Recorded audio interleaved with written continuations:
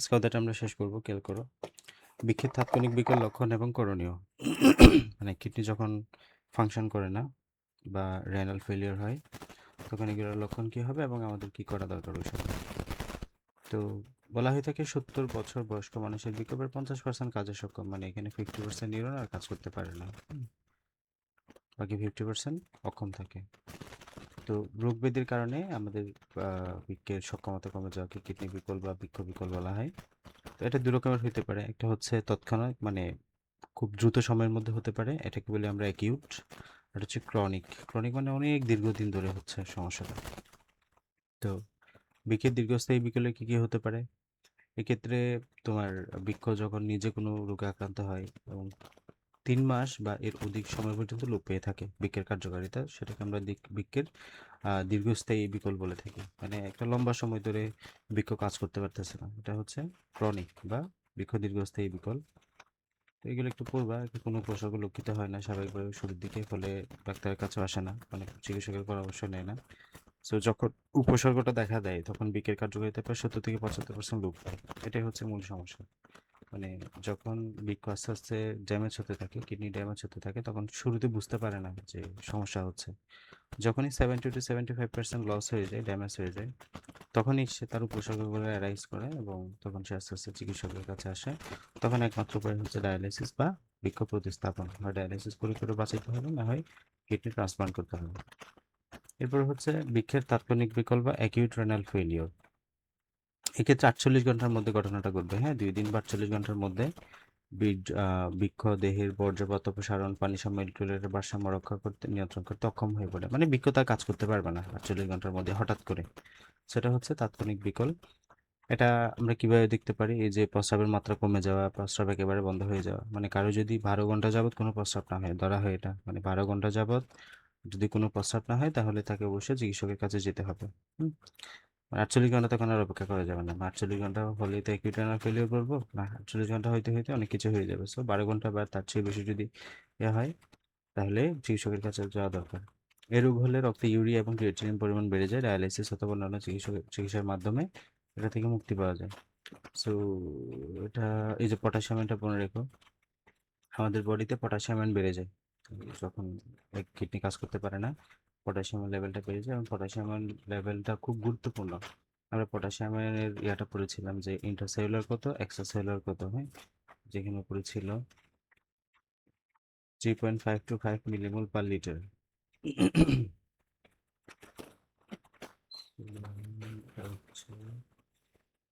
এই যে পটাশিয়ামের মধ্যে বহিঃকোষীয় তরল, মানে এক্সট্রাসেলুলার ফ্লুইডে হচ্ছে 4 মিলিমোল পার লিটার, আর অন্তঃকোষীয় তরলে হচ্ছে 160 মিলিমোল পার লিটার।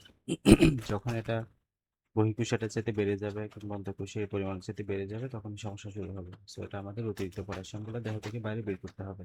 যদি বের না হয়, তাহলে হার্টের বা হৃদযন্ত্রের ক্রিয়া বন্ধ হয়ে যেতে পারে। ঠিক আছে, হার্ট কাজ করা বন্ধ করে দেবে।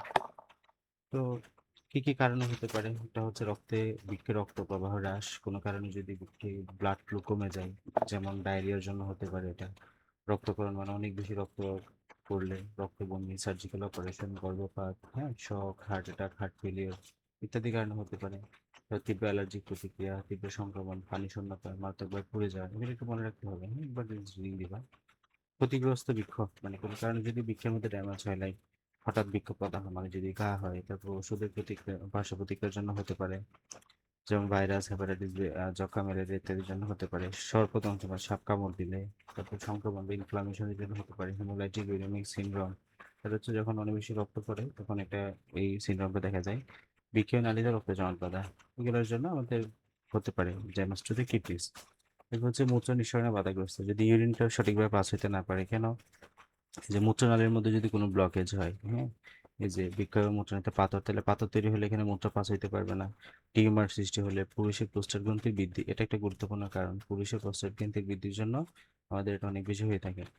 মূত্রনালীতে cancer, colon cancer, cervix cancer ইত্যাদি কারণে হতে পারে। ওকে, লক্ষণ কি কি দেখা দেয়? লক্ষণগুলো একবার রিডিং দিও। এই যে একেবারে মূত্র না হওয়া, খুব কম বা একবারে মূত্র না হওয়া, এটা সবচেয়ে, মানে সবার আগে বোঝা যায় যে প্রস্রাব হওয়াটা বন্ধ হয়ে যাবে, তাহলে কিন্তু এটা খুব সমস্যা। তারপর পায়ের এই যে হাত পা ফুলে যাবে, এটা একটা গুরুত্বপূর্ণ ইনফো। হাত পা ফুলে যাবে। আমরা যে এখানে ডায়ালিসিসের রোগীগুলো দেখি, যাদেরকে ডায়ালিসিস দেওয়া হয়, ডায়ালিসিস আনার আগ মুহূর্তে তাদের হাত পা মুখ চোখ সব কিছু ফুলে একদম তুলতুলে হয়ে যায়।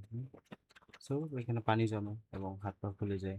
গাজর এবং পাঁজর এবং কোমরের দুই পাশের ব্যথা হয়, হ্যাঁ, এটা প্লাং পেইন বলি।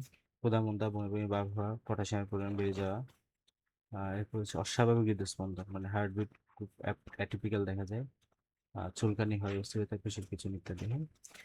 চিকিৎসা কি কি? চিকিৎসা হচ্ছে মূলত দুইটা, একটা হচ্ছে ডায়ালাইসিস করানো যায়, একটা হচ্ছে কিডনি প্রতিস্থাপন করানো যায়। রিডিং দিবা, এগুলো একটু মনে রাখতে হবে এমসিকিউ এর জন্য। যে বৃক্ষ বিকল হলে কয়েকটা ইনফো সবচেয়ে গুরুত্বপূর্ণ, একটা হচ্ছে ইউরিয়া এবং ক্রিয়েটিনিনের পরিমাণ বেড়ে যাবে ব্লাডে। তারপর বৃক্ষ বিকল হলে রক্তে আয়নের মাত্রা অস্বাভাবিকভাবে বেড়ে যায় কিংবা কমে যেতে পারে, এবং লোহিত রক্তকণিকার পরিমাণ কমে যায়। কারণ আমাদের বৃক্ষ থেকে ইরিথ্রোপয়েটিন নামক এক প্রকার হরমোন নিঃসৃত হয়, আমরা জানি। ওই ইরিথ্রোপয়েটিন হরমোনের কাজ হলো আমাদের আরবিসি প্রোডাকশনটাকে স্টিমুলেট করা। সো এটা যদি করতে না পারে, রক্তের আরবিসির সংখ্যা কমে যাওয়ার ফলে অ্যানিমিয়া হবে। এরপর হচ্ছে বৃক্ষ বিকল হলে মূত্রের পরিমাণ কমে যায়, এবং এটা কেমন হতে পারে? 0.5 ml/kg/h for 6 hours, মানে 6 ঘন্টা যাবত দেখা যাবে যে প্রতি ঘন্টায় মাত্র 5 ml, 0.5 ml রক্ত মানে মূত্র প্রডিউস হচ্ছে। এইভাবে দেখা যায়, বা এর চেয়ে কম। তো প্রথম চিকিৎসা হচ্ছে ডায়ালাইসিস, হ্যাঁ। ডায়ালাইসিস কি? ডায়ালাইসিস প্রকারভেদগুলো এখানে একটু জানতে হবে। এগুলো একটু পড়িও, যে অ্যাজোটেমিয়া কি, রক্তের বৃদ্ধি বৃদ্ধিপাক অ্যাজোটেমিয়া বলা হয়। তো অসুস্থতা অনুভব করে যে এই বর্জ্যগুলো যদি বেড়ে যায়, যেমন ইউরিয়া, ক্রিয়েটিনিন, পটাশিয়াম যদি ব্লাডে বেড়ে যায়, তাহলে যে অসুস্থতা হয়, যে ডিজিজ, এটাকে বলে ইউরেমিয়া। তো আমরা এটার চিকিৎসা হিসেবে ডায়ালাইসিস করতে পারি। ডায়ালাইসিস কি? দুই প্রকার করা যায়, একটা হচ্ছে হেমোডায়ালাইসিস, একটা হচ্ছে পেরিটোনিয়াল ডায়ালাইসিস, হ্যাঁ। তো হেমোডায়ালাইসিসটা আমাদের অনেকটা এখানে দেওয়া আছে। এই যে এখানে একটা লাল দেখতে পাচ্ছ, আর একটা নীল দেখতে পাচ্ছ। লাল যেটা দেখা যাচ্ছে ওইটা হচ্ছে আমাদের মূলত ব্লাডটা এদিক দিয়ে বেরোবে, হ্যাঁ, ব্লাডটা এইখান দিয়ে বেরোবে। সো এটা দিয়ে বেরোবে, এবং এখানে আমাদের একটা ডায়ালাইজার থাকবে, ডায়ালাইসিস মেশিন থাকবে, ডায়ালাইসিস মেশিনে ঢুকবে। এবং ডায়ালাইসিস মেশিনে ঢুকে আমাদের কিডনি যে কাজটা করতো, কিডনির কাজ ছিল কি? ওই যে আমরা এফারেন্ট আর্টারিউল দিয়ে ব্লাডটা ঢুকতো, ইফারেন্ট আর্টারিউল দিয়ে ব্লাডটা বের হইতো, আর এখানে বর্জ্য পদার্থগুলো এখানে সুন্দর মতো জমা হয়ে ইউরেটার দিয়ে বাইরে বেরিয়ে যেত মূত্রনালীতে, মূত্রাশয় জমা থেকে মূত্রনালী হয়ে বাইরে বের হইতো। সো এখানে হচ্ছে আমাদের বর্জ্যগুলো আলটিমেটলি এদিক দিয়ে বাইরে বেরোতো, আর বিশুদ্ধ রক্তগুলো আবার ব্লাডে ফিরে যাইতো। এখানেও সেম কাজটা হবে, যে আমাদের রক্তগুলো আবার এদিকে আসছে, এদিকে সেখানে পিউরিফাই হবে, পিউরিফাই হয়ে আমাদের যে পিওর রক্ত, বর্জ্য পদার্থ ছাড়া পিওর রক্তগুলো এদিকে চলে যাবে, আর বর্জ্য পদার্থগুলো এখানে আস্তে আস্তে জমা হতে থাকবে। ঠিক আছে? সো একদিক দিয়ে রক্তটা বেরোচ্ছে, এবং এখানে পিউরিফাই হবে, আবার এই সেটা দিয়ে আমাদের পিওর রক্তগুলো আবার এই ইয়ে দিয়ে ভিতরে ঢুকে যাবে। সো এভাবে করে আমাদের ডায়ালাইসিসটা হয়, এবং এটা হচ্ছে হিমোডায়ালাইসিস। এবং এখানে কি কি থাকে এগুলো একটু পড়তে হবে। তো এখানে আমাদের রোগীর দেহে একটি ধমনীর ভিতরে ফাঁপা নলাকার সূচ ঢুকানো হয়, এর নাম হচ্ছে ক্যাথেটার। যেটা ঢুকানো হচ্ছে এটার নাম হচ্ছে ক্যাথেটার। এটি পিছন দিক দিয়ে নমনীয় পাইপের সাথে লাগানো থাকে। টিউবটি প্রথমে মেশিনের সাথে যুক্ত হয় এবং শিরায় এসে মিলিত হয় বাহুর নিম্ন প্রান্তে। বাহু মানে হলো হাত, হাতের এই অংশে, হাতের এই অংশে। তারপর হচ্ছে পায়ে ক্যাথেটার লাগানো যায়, মানে পায়ের ক্যাথেটার, মানে হাতের নিম্ন অংশে কিংবা পায়ে যে কোনো এক জায়গায় ক্যাথেটার লাগানো যায়। তো এখানে কিছু বিষয় আছে, যে আমাদের এই ম্যাক্সিমাম ক্ষেত্রে দেখা যায় আমাদের এটা একটা মানে গুরুত্বপূর্ণ রিজন আর কি, যে কার কখন ডায়ালাইসিস করা লাগে এটা তো আমরা কেউ জানি না। ভবিষ্যৎ কি হবে না হবে, মানে কার কিডনির সমস্যা কখন যে অ্যারাইজ করবে কেউ তো জানি না, তাই না? আমরা এখন আলহামদুলিল্লাহ সবাই সুস্থ আছি। তো যে কোনো সমস্যায় কিন্তু, যে কারো অ্যাকিউট কিডনি ফেলিওর বা আল্লাহ না করুক এরকম কোনো সিচুয়েশনে পড়তে হইতে পারে। তো এইজন্য এই ক্যাথেটার যেটা বসানো হয় এটা কিন্তু একটা মানে তোমাকে ডায়ালাইসিস যখন একজন মানুষের করে, তোমার তো ডায়ালাইসিসের কাজটা এখন তোমার কিডনি করে দিচ্ছে তোমাকে। কিডনি প্রতিনিয়ত তোমার ডায়ালাইসিস করতেছে, মানে কিডনি তার কাজটা করতেছে। যখনই কিডনি কাজ করা বন্ধ করে দিবে, ওই কাজটা আমাদের বাইরের একটা ডিভাইসের মাধ্যমে করতে হয়, যেটাকে আমরা বলতেছি ডায়ালাইসিস। তো ডায়ালাইসিস কিন্তু যতদিন একটা মানুষ বেঁচে থাকতে চায় ততদিন তাকে করতেই হবে। তাকে চিকিৎসার মধ্যে থাকতে হবে, এভাবে ডায়ালাইসিসের মাধ্যমে থাকতে হবে যদি বেঁচে থাকতে চায়। তো এজন্য এখানে বারবার ক্যাথেটার পরানো, বারবার ক্যাথেটারটা খোলানো এর একটা মানে পেইনফুল বিষয়। এখানে অনেক দাগ হয়ে যায়, ফুলে যায় জায়গাটা, ইনফ্লামেশন হয়, এখানে সংক্রমণ হয়, প্রদাহ হয়।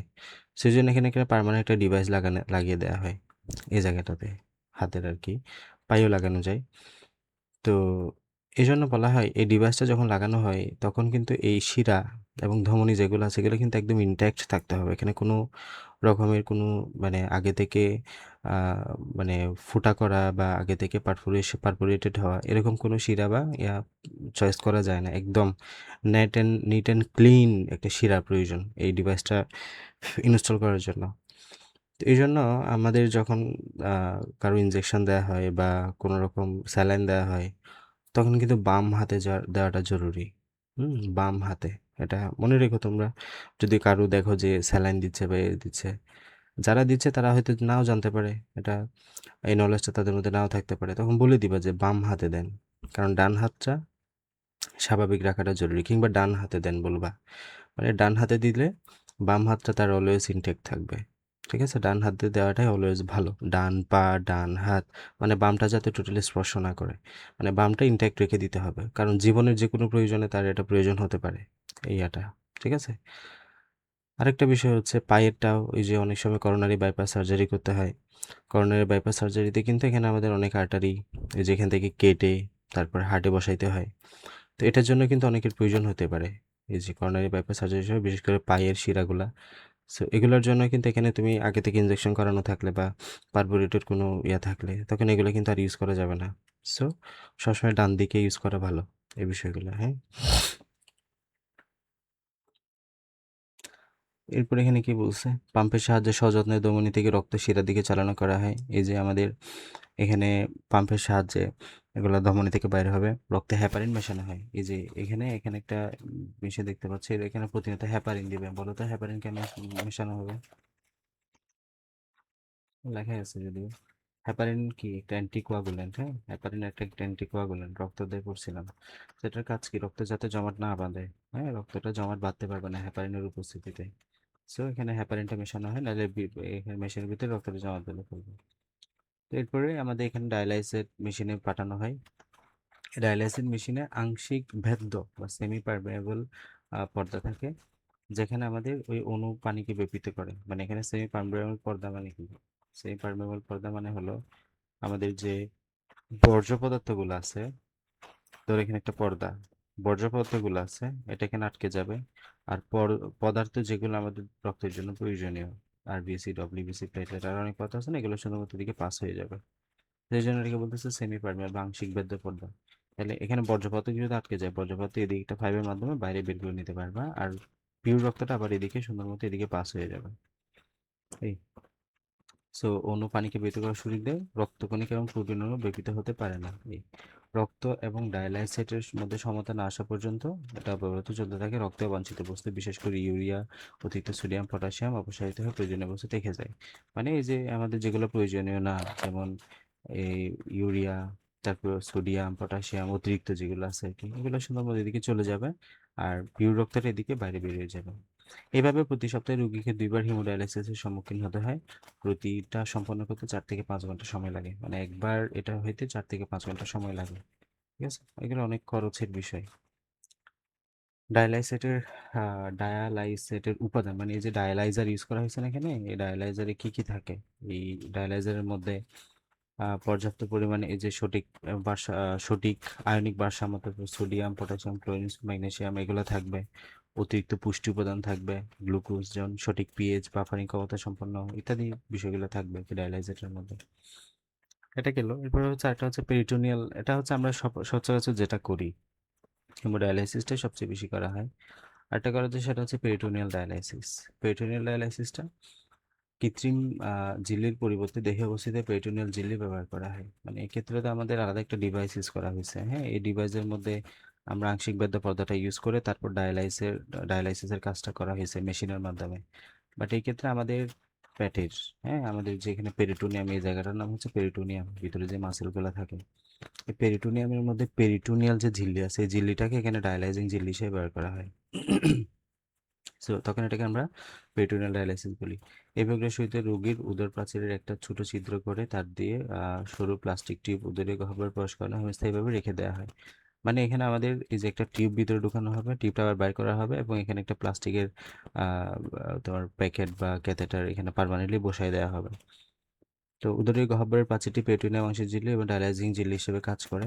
তো এই আর কি। এখানে এবার আমাদের এখানে শিরা কাটা থাকবে, শিরা দিয়ে ব্লাডটা এদিকে ঢুকবে, আবার এখানে এই যে দেখো এখানে একটা পর্দার মতো দেখা যাচ্ছে, এদিক দিয়ে আবার এটা পিউরিফাই হয়ে এখানে বর্জ্য জমা হবে একদিকে ড্রেনেজ ব্যাগ, একটা হচ্ছে পিওর রক্তগুলো আবার এদিকে ব্যাক করবে। এই আর কি, এভাবে করে চলতেই থাকে।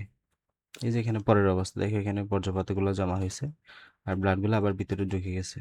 তো এটা হচ্ছে আরো পার্মানেন্ট ভাবে করতে চাইলে এভাবে করতে হয়, তবে এটা বেশি করতে হয়, দিনে 3-4 বার করতে হয় এটা। একদম স্থায়ী সমাধান হলো বৃক্ষ প্রতিস্থাপন। হ্যাঁ, এভাবে যদি বারবার করতে না চাই তাহলে বৃক্ষ প্রতিস্থাপন করতে হবে, মানে বৃক্ষ দান করতে হবে, এক কথায় বৃক্ষ ইয়ে করতে হবে। সো এটা একটা আধুনিক চিকিৎসা ব্যবস্থা। এই যে অন্য কারো বৃক্ষ বৃক্ষ বিকলটি প্রতিস্থাপন করা হয় এবং বৃক্ষ কোনো রোগ সংক্রমণের সম্ভাবনা না থাকলে বৃক্ষটি রেখে দেওয়া হয়। মানে এক্ষেত্রে বাংলাদেশে একটা যদি রুলস আছে যে বাবা মা ছাড়া আর কারোরই বৃক্ষ দেওয়া যাবে না। হ্যাঁ, এটা বাংলাদেশের রুলস। এটা চেঞ্জ করা দরকার যদিও।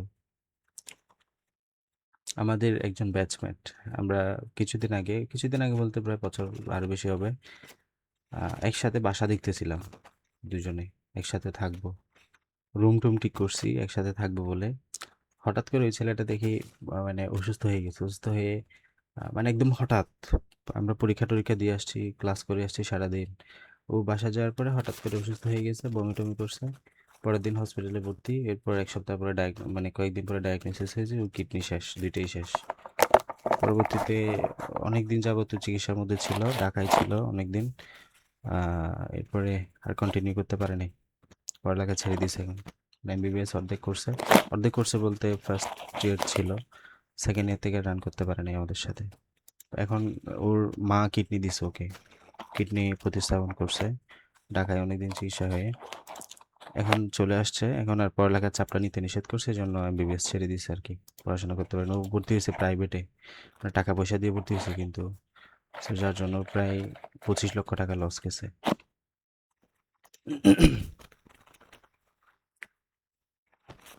বৃক্ষ প্রতিস্থাপনের অবশ্য করণীয় কি, এখানে কিছু কথা মাথায় রাখতে হবে যে অনাত্মীয় বা আত্মীয় যে হোক না কেন, দেহ থেকে সংগ্রহের ঠিক 48 ঘন্টার মধ্যে প্রতিস্থাপন করতে হবে। মানে যে বৃক্ক ডোনার, হ্যাঁ কিডনি ডোনারের বডি থেকে নেওয়ার 48 আওয়ারের মধ্যে যে রিসিভার তার বডিতে এটা প্রতিস্থাপন করতে হবে। এবং যতক্ষণ পর্যন্ত বৃক্ষটা বাইরে রাখবে, ধরো এই মানুষটার বডি থেকে খুলে এটা এই বডিতে ঢুকাবো এবং এই বাকি সময়টা এটা একটা স্যালাইনের মধ্যে বা এখানে একটা সলিউশন পাওয়া যায়, এখানে রাখতে হবে। দাতা মৃত হলে সদ্য মৃত দাতার দেহ থেকে বৃক্ষ সংগ্রহ করতে হবে। মানে যদি মানুষ ডেড হয়, মৃত হয়, তাহলে খুব রিসেন্ট মারা গেছে কয়েক ঘন্টার মধ্যে বৃক্ষটা বডি থেকে আলাদা করতে হবে, তারপর এটা রিসিভ করা যাবে। সংগৃহীত বৃক্ষটি সুস্থ হতে হবে, মানে এইচআইভি বা অন্যান্য সংক্রমিত রোগ বিহীন হতে হবে। বৃক্ষদাতা এবং গ্রহীতার ব্লাড গ্রুপ টিস্যু ধরন একই হতে হবে, টিস্যু ম্যাচিং করতে হবে। তো এভাবে বৃক্ষ শরীর যন্ত্রের 15 থেকে 20 বছর কোনো সমস্যা ছাড়াই সেবা দিবে, ঠিক আছে, ভালোই চালা যায়, মানে ভালোই থাকে যদি একটু এর মধ্যে থাকা যায় আর কি। হরমোনাল ক্রিয়া, এটা আমি লাস্ট দিন আমরা পড়েছিলাম যে কিভাবে অ্যাডিএইচ মূত্রের ঘনত্ব নিয়ন্ত্রণ করতেছে, ওইটাই মূলত ঘুরে ফিরে পড়া। ওটা ভালো মতো করে দেখবে, এটা বোঝা হয়ে যাবে। তারপর আমি একবার দিয়ে দিচ্ছি যে আবার ওই টপিকটা বোঝানো লাগবে, একই টপিক।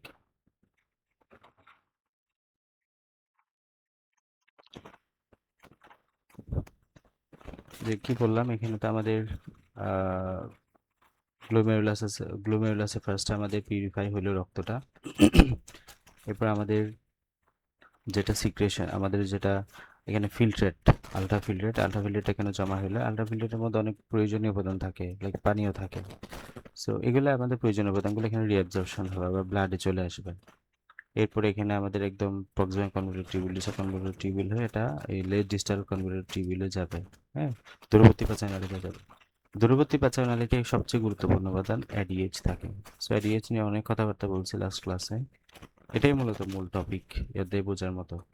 অ্যান্টি ডায়ুরেটিক হরমোন, এটার কাজ কি বললাম, এটা যত বেশি থাকবে আমাদের পানি তত বেশি এদিক থেকে এদিকে চলে যাবে, পানির অ্যাবজর্পশনটা বাড়াবে। এটার কাজই হলো পানি পুনঃশোষণ করা। এই যে এডিএইচ এর কাজ হলো পানি পুনঃশোষণে সাহায্য করা। সো এডিএস যত বেশি থাকবে পানি তত বেশি পুনঃশোষিত হবে। তো পানি যদি এখানে বডিতে চলে আসে, পানি গ্লোমেরুলার ফিল্টারেটে পানি কমে যাবে না। সো এখানে মূত্র যেটা যাবে, এখানে পানি কম থাকবে, পানি কম থাকলে মূত্র ঘন হবে, মূত্র ঘন হবে। তার মানে যত বেশি এডিএইচ মূত্র তত বেশি ঘন। এখানে এডিএস যত বেশি থাকবে মূত্র তত বেশি ঘন হবে।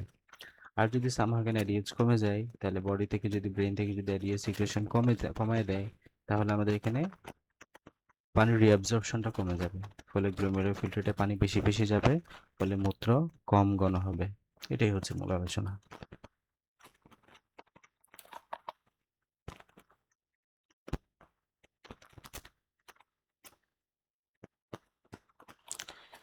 এই অ্যান্টিডাইউরেটিক হরমোন, যেটা কম ঘন মূত্র উৎপাদন করে, ডায়ুরেসিস। গতকালকে বললাম যে ডায়ুরেসিস মানে হলো বেশি ঘন, বেশি মূত্র ত্যাগ করা। সো যত বেশি মূত্র ত্যাগ হবে তত বেশি কম ঘন হবে। আর বিপরীত প্রক্রিয়াটা হচ্ছে অ্যান্টিডায়ুরেসিস। ডায়ুরেসিসের ঠিক বিপরীত কাজটা হচ্ছে অ্যান্টিডায়ুরেসিস। তো এডিএইচ মূলত অ্যান্টিডায়ুরেটিক হরমোন, মানে এটা অ্যান্টিডায়ুরেটিকের কাজটাই করে। এটা হচ্ছে একটা পেপটাইড হরমোন। আমাদের প্রোটিনের অনেকগুলো ক্লাসিফিকেশন আছে হরমোনের। এর মধ্যে একটা হচ্ছে পেপটাইড হরমোন, মানে এটা হচ্ছে প্রোটিন দিয়ে গঠিত। তো মস্তিষ্কের হাইপোথ্যালামাসে উৎপন্ন হয়ে পিটুইটারি গ্রন্থির পশ্চাৎখণ্ডে প্রবেশ করে। সো বললাম এটা হাইপোথ্যালামাসে উৎপন্ন হয়, পোস্টেরিয়র পিটুইটারি গ্ল্যান্ডে জমা থাকে। ওইখান থেকে আবার অসমো রিসেপ্টরগুলো যখন উত্তেজিত হয়, আমাদের বডির ব্লাড যে অসমো রিসেপ্টরগুলো আছে, অসমো রিসেপ্টরগুলো এটা মানে ইয়ে করে, যে সেন্সেশনটা নেই কখন আমাদের বডির মূত্রটা ঘন করতে হবে, কখন বডির মূত্রটা হালকা করতে হবে। লাইক তুমি অনেক বেশি পানি খেয়েছো, তাহলে তোমার বডি থেকে এখন বেশি বেশি পানি বের করে দিতে হবে। সো এই সময় আমাদের অ্যাডিএস সিক্রেশনটা কমে যাবে। অ্যাডিএস সিক্রেশন কমে গেলে আমাদের পানির, এই ইউরিনের মধ্যে পানির পরিমাণটা বেড়ে যাবে। সো এভাবে করে ইয়াটা হয় আর কি, যে অসমো রিসেপ্টরগুলো উত্তেজিত হয়। তো বৃক্কের নেফ্রনগুলো সংগ্রহণালী ঝিল্লিতে এডিএইচ গ্রহণ করে এবং ঝিল্লির পানি বাধ্যতা বেড়ে যায়। গ্লোমেরুলার ফিল্টারটা তখন পানি অবিশ্রাম প্রক্রিয়া বৃক্কনালীতে পুনঃশোষিত হয়, বেশি ঘন হয়। আবার যখন তোমার বডিতে পানি কমে যাবে, তখন আমাদের এডিএইচ সিক্রেশনটা বেড়ে যাবে। এডিএইচ সিক্রেশনটা বেড়ে গেলে নালী থেকে বেশি বেশি পানি চলে যাবে বডিতে, ফলে নালীতে পানি কম হবে, ফলে মূত্রটা ঘন হবে। এই এগুলো এখানে বলা আছে। আর এখানে অ্যালডোস্টেরন একটা হরমোন আছে, যে পানির অভাবে রক্ত রসের গাঢ়ত্ব বাড়লে কিংবা পরিমাণ কমে গেলে অ্যাড্রেনাল কর্টেক্স থেকে ক্ষরিত অ্যালডোস্টেরন হরমোন মূত্রে সোডিয়াম আয়নের পরিমাণ নিয়ন্ত্রণ করে। খুব গুরুত্বপূর্ণ লাইন, যে আমাদের রক্তে সোডিয়ামের মাত্রা নিয়ন্ত্রণ করে কোন হরমোন? Aldosterone hormone. এটা মনে রাখতে হবে, হ্যাঁ। অ্যালডোস্টেরন, অ্যালডোস্টেরন থেকে নিঃসৃত হয়? অ্যাড্রেনাল কর্টেক্স থেকে নিঃসৃত হয়। আমাদের অ্যাড্রেনাল গ্ল্যান্ডের দুইটা অংশ পাওয়া যায়, একটা হচ্ছে অ্যাড্রেনাল কর্টেক্স, একটা হচ্ছে অ্যাড্রেনাল মেডুলা। অ্যাড্রেনাল কর্টেক্সে কিছু হরমোন নিঃসৃত হয়, তার মধ্যে সবচেয়ে প্রমিনেন্ট এবং গুরুত্বপূর্ণ হরমোন হচ্ছে অ্যালডোস্টেরন। অ্যালডোস্টেরনের কাজ হলো রক্তে সোডিয়ামের মাত্রা নিয়ন্ত্রণ করা, ঠিক আছে। রক্তে কীভাবে সোডিয়ামের মাত্রা নিয়ন্ত্রণ হয় এখানে এখানে বলা আছে, একটু বিস্তারিত দেখো। রক্তে প্লাজমা মাত্রায় সোডিয়ামের মাত্রাটা স্থির রাখতে যে হরমোনটি ভূমিকা রাখে সেটা হচ্ছে অ্যালডোস্টেরন। এটা কোত্থেকে নিঃসৃত হয়? অ্যাড্রেনাল গ্রন্থির কর্টেক্স থেকে, হ্যাঁ। রক্তে সোডিয়াম কম হলে অভিস্রবণের মাধ্যমে কম পানি প্রবেশ করে, তাই রক্তের আয়তন কমে যায়, ফলে রক্তচাপও হ্রাস পায়। চাপ এবং আয়তন হ্রাস পেলে ডিস্টাল বা দূরবর্তী পেছনের নালিকা, ব্যাফারেন্ডাম আর্টারিউল, জাক্সা গ্লোমেরুলার কমপ্লেক্স নামে একগুচ্ছ সংবেদী কোষ, যেটা রেনিন এনজাইম করণ করে।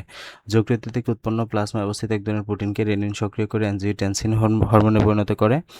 এই হরমোন অ্যাড্রেনাল কর্টেক্স থেকে অ্যালডোস্টেরনকে উদ্দীপ্ত করে, এবং অ্যালডোস্টেরন আমাদের রক্তের ডিস্টাল পেছনের নালিকায় পৌঁছায় এবং সেখানে সোডিয়াম পাম্প, পটাশিয়াম পাম্পকে উদ্দীপ্ত করে। ফলে ওইখান থেকে সোডিয়াম, পেছনের নালী থেকে সোডিয়াম আয়ন বেরিয়ে চারপাশে গুজ্জালেগে প্রবেশ করে। সিম্পল, এখানে অনেক কমপ্লেক্স করে বলছে বিষয়টা, একটু বুঝো। ধরো এটা হচ্ছে আমাদের নালী, মানে ডিস্টাল কনভলিউটেড টিউবিউল, ডিসিটি, দূরবর্তী পেঁচানো নালিকা, ঠিক আছে। এখানের মধ্যে কি আছে? সোডিয়াম আছে, ওকে। তো এই সোডিয়ামটা এখন যে প্রস্রাবের মধ্যে দিয়ে চলে যাবে নাকি আবার এখান থেকে ব্লাডে ফিরে যাবে, এই ডিসিশনটা এখন আমাদেরকে নিতে হবে। যদি তোমার বডিতে সোডিয়াম লেভেল কমে যায়, তাহলে তোমার প্রস্রাবের মধ্য দিয়ে সোডিয়াম অত পাস হইতে পারবে না, এটা রিঅ্যাবজর্পশন হবে, এটা তোমার বডিতে যাইতে হবে, কারণ তোমার বডিতে ইতিমধ্যে সোডিয়াম কমে গেছে। এটা মেনটেন করার জন্য এখান থেকে সোডিয়াম বডিতে চলে যাবে, সিম্পল। আবার বলি তোমার বডিতে সোডিয়াম লেভেল অনেক বেড়ে গেছে, তখন তোমার বডির সোডিয়াম লেভেলটাকে মেনটেন করার জন্য সোডিয়ামটা প্রস্রাব দিয়ে বাইরে বেরিয়ে যাবে, ঠিক আছে। তাহলে তোমার বডিতে সোডিয়াম লেভেল আস্তে আস্তে কমে আসবে, স্বাভাবিক থাকবে বিষয়টা। কিভাবে হবে? এখন এটা এই যে রক্তে সোডিয়াম লেভেল কম হলে, ধরো যে সোডিয়াম লেভেল কমে গেছে, তাহলে ঘটনা কি করতে হবে? সোডিয়াম লেভেল যদি কমে যায়, তাহলে সোডিয়াম বেশি বেশি এখান থেকে এখানে আসতে হবে, মানে নালি থেকে ব্লাডে আসতে হবে। এটা হচ্ছে ব্লাড লাইক, এই নালি থেকে কোথায় আসতে হবে? ব্লাডে আসতে হবে যদি তোমার বডিতে সোডিয়াম লেভেলটা কমে যায়। তাহলে শুরুটা হয় মূলত এই জায়গাটা থেকে। যখন সোডিয়াম লেভেল কমে গেছে, আমি একটু ফ্লো চার্টের মধ্যে দিয়ে বলি। যখন সোডিয়াম লেভেলটা কমে গেছে, হ্যাঁ, তখন অভিস্রবণের মাধ্যমে কম পানি প্রবেশ করে রক্তের আয়তন কমে যায়, রক্তচাপ কমে যায়। এক কথায় আমরা রাখবো বিপিটা কমে যাবে।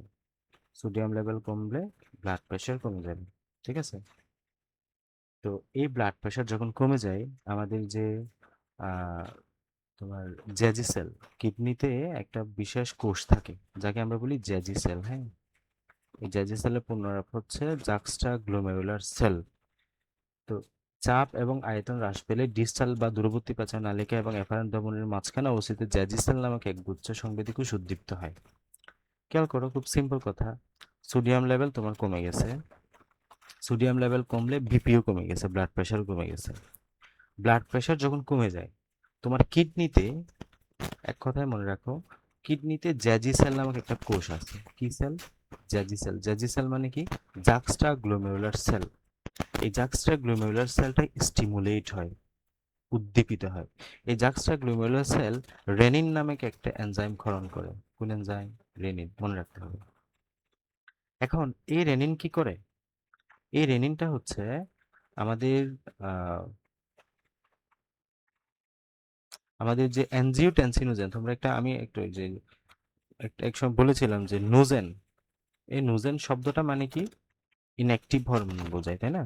প্যাপসিনোজেন, ট্রিপসিনোজেন, প্যাপসিনোজেন, প্যাপসিনোজেন হরমোন এসিএল এর সহায়তায় প্যাপসিনে পরিণত হয়, মনে আছে?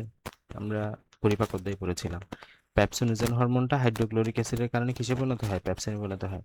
প্যাপসিনোজেন নাম শেষে নোজেন আছে মানে হইলে হরমোনটা ঠিকভাবে কাজ করতে পারে না, ইনঅ্যাক্টিভ হরমোন।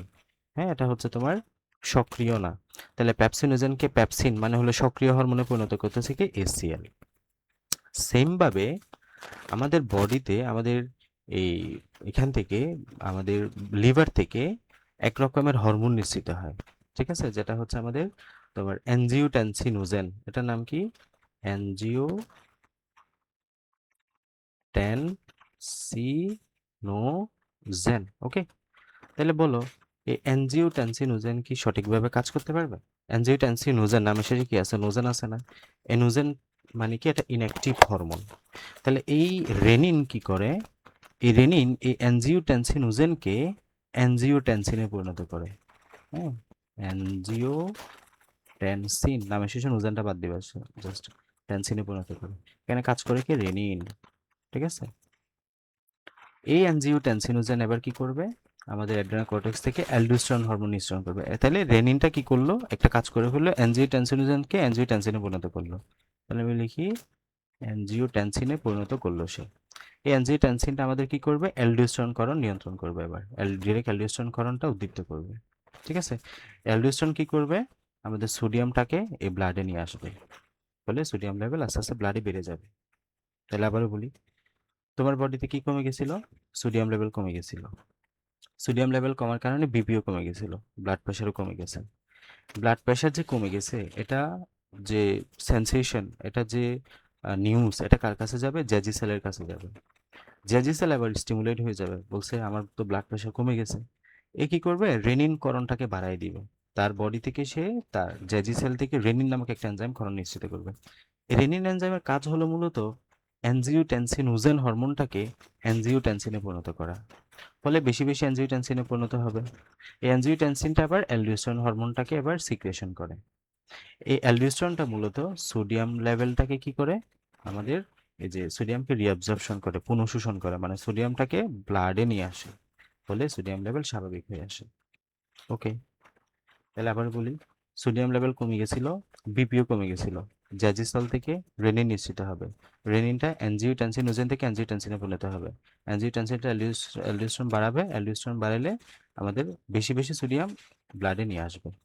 উল্টা যদি হয়, এখন ধরো যে সোডিয়াম লেভেল কমে গেছে, বেড়ে গেছে, সোডিয়াম লেভেল যদি কোনো কারণে বেড়ে যায়, হ্যাঁ, এই পড়াটার মাধ্যমে তোমার দুইটা বিষয় ক্লিয়ার হবে, একটা হচ্ছে ব্লাড প্রেশার কীভাবে কন্ট্রোল হচ্ছে আমাদের বডিতে, আর একটা হচ্ছে সোডিয়াম লেভেল কীভাবে কন্ট্রোল হচ্ছে, দুইটা বিষয় শেখা হয়ে যাবে।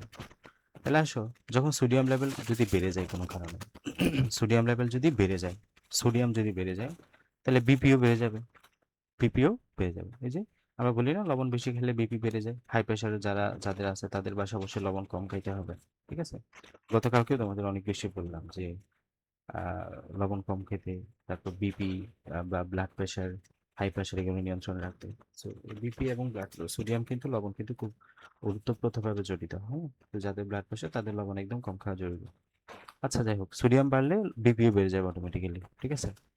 বিপি বাড়লে জ্যাজিসেল এই রেনিন সিক্রেশনটা কমাই দিবে। আগে তো বাড়াই দিছিল, এখন রেনিন সিক্রেশনটা কমে যাবে। রেনিন কম সিক্রেশন হলে অ্যানজিওটেনসিনও কম তৈরি হবে, অ্যানজিওটেনসিন ওজন থেকে অ্যানজিওটেনসিনও কম তৈরি হবে, অ্যানজিওটেনসিন কম তৈরি হবে হলে অ্যালডোস্টেরনও কম তৈরি হবে, অ্যালডোস্টেরন কম তৈরি হলে এই যে সোডিয়াম রিঅ্যাবজর্পশনটা কম হবে, ফলে বেশি বেশি সোডিয়াম এখান থেকে বাইরে বেরিয়ে যাবে, প্রস্রাবের মধ্যে দিয়ে চলে যাবে, ফলে বডিতে প্রস্রাবের সোডিয়ামের পরিমাণ স্বাভাবিক হয়ে আসবে, ঠিক আছে?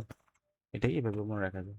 তাহলে এখান থেকে দুইটা বিষয় শেখা হলো, একটা হচ্ছে বিপি বেড়ে গেলে কমে গেলে কিভাবে এটা আবার স্বাভাবিক হয়, যদি এটা আবার তোমার এই যে বেশি বেশি এখান থেকে ইউরিন পাস হয়, তাহলে তোমার বিপি স্বাভাবিক হয়ে আসবে, বিপি ইয়ে হবে। আবার একটা হচ্ছে সোডিয়াম কিভাবে কন্ট্রোল হচ্ছে আমাদের বডিতে, ঠিক আছে?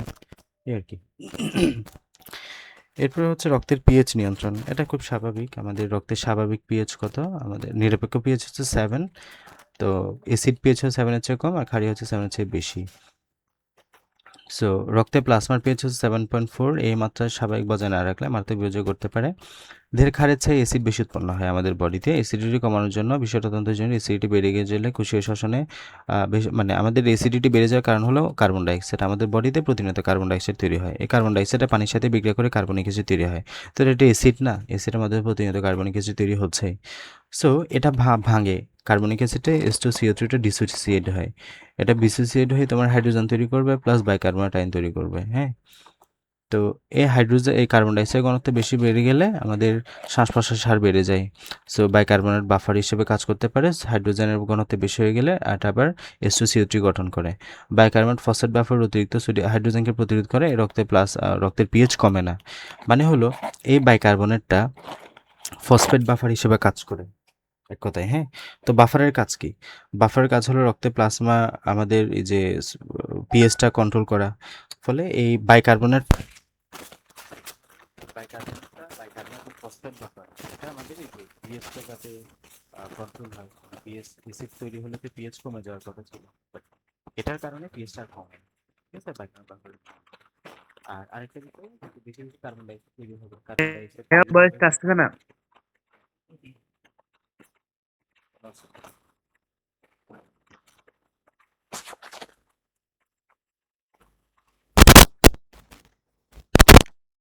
এখন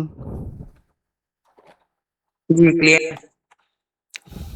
তাহলে যখনই বডিতে কার্বন ডাইঅক্সাইড বেড়ে যাবে, কার্বন ডাইঅক্সাইড বেড়ে গেলে এটা পানির সাথে বিক্রিয়া করে কার্বনিক অ্যাসিড তৈরি করবে, এই কার্বনিক অ্যাসিডটা ডিসোসিয়েট হয়ে হাইড্রোজেন আয়ন তৈরি করবে, বাইকার্বনেট তৈরি করবে, এই বাইকার্বনেটটা ফসফেট বাফার হিসেবে কাজ করবে, বাইকার্বনেট ও ফসফেট বাফার অতিরিক্ত হাইড্রোজেনটাকে প্রতিরোধ করবে, ফলে পিএইচ মেনটেন করবে, হ্যাঁ? পিএইচ আর কমবে না, অ্যাসিডের জন্য পিএইচটা কমার কথা ছিল কিন্তু আর পিএইচ কমবে না। সেভাবে করে এটা বাফারটা মেনটেন হয়।